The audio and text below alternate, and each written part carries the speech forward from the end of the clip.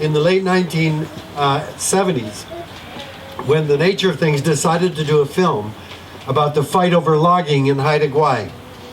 This fight had been going on for many years. And I flew up to Haida Gwaii and interviewed loggers and environmentalists and politicians, forest company executives, and Haida. Now, I knew the Haida had a very high level of unemployment. They were desperate for the kinds of jobs that forestry offered them. And yet they were united in their opposition to the logging that was going on. So I interviewed a man who became their leader, but at that time he was an artist, Gujau. I'm sure you all know him. I said, Gujau, your people need economic opportunity. They need these jobs.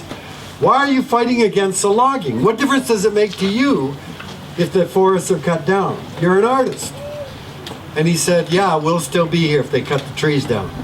But then we'll be like everybody else. And I didn't know what he meant at the time until I thought about it. And I realized that he'd opened a window on a radically different way of seeing the world. He was telling me that to be Haida meant you didn't end at your skin or your fingertips. It meant being connected to the land, that the air, the water, the trees, the fish, all of that is what make the Haida who they are. Their history, their culture, the very reason why they're on this earth is told to them by their connection to the land.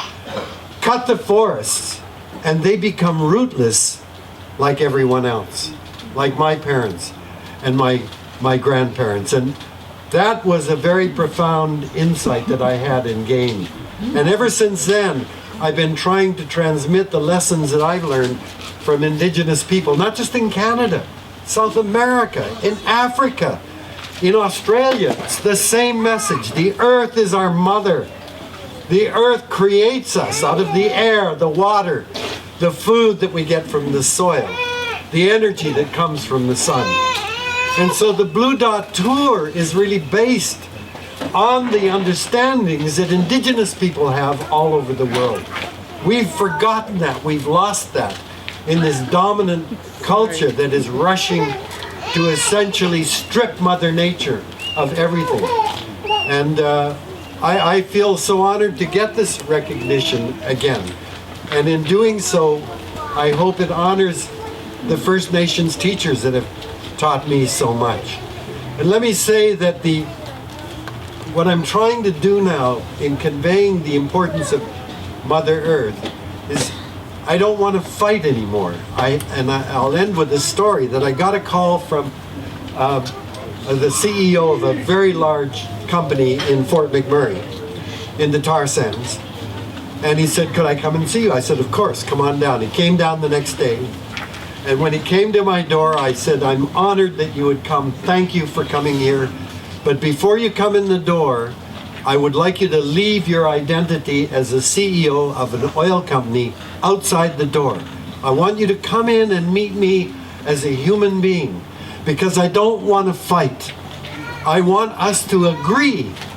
Can we not begin with an agreement on what the most important things are to us as human beings?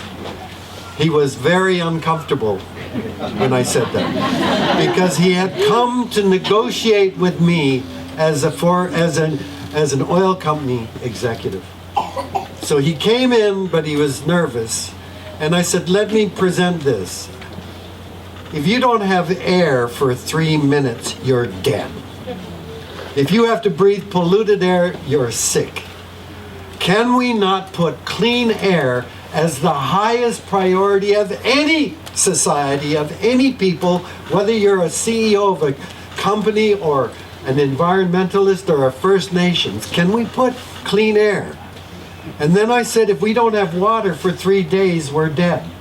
If you drink polluted water, you're sick. Can we put clean water?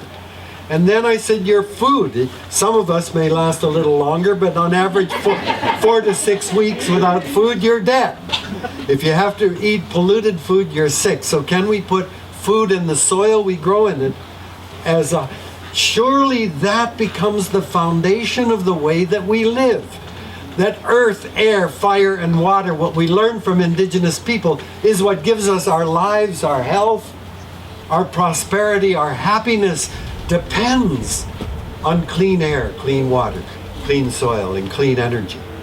And then we can ask the question, how do we create a corporation that is able to live protecting those things? How do we create an economy? How do we create a society that lives all the while protecting these fundamental needs that we have?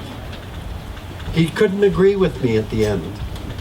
And when he left, he was very polite, but when he left, he never came back or never called me again. But this is the challenge that we have to face. We have to get down to what First Nations people understand.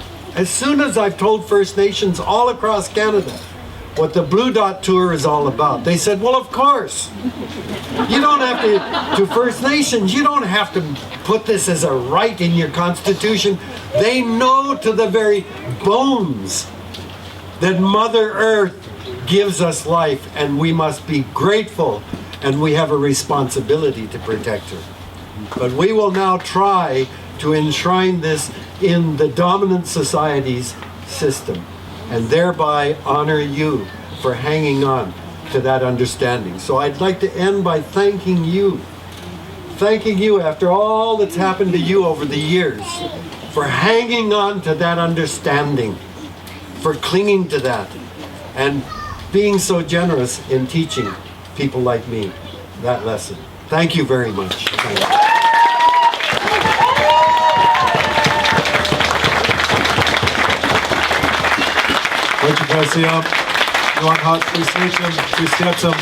Thank you for being that relay runner to share those words that were bestowed on you from those beautiful elders that were your mentors, and we truly believe that we are simply relay runners. We accept that responsibility that is bestowed on us and ultimately pass that on to the future generations. Those are our responsibilities for what is it that we're passing down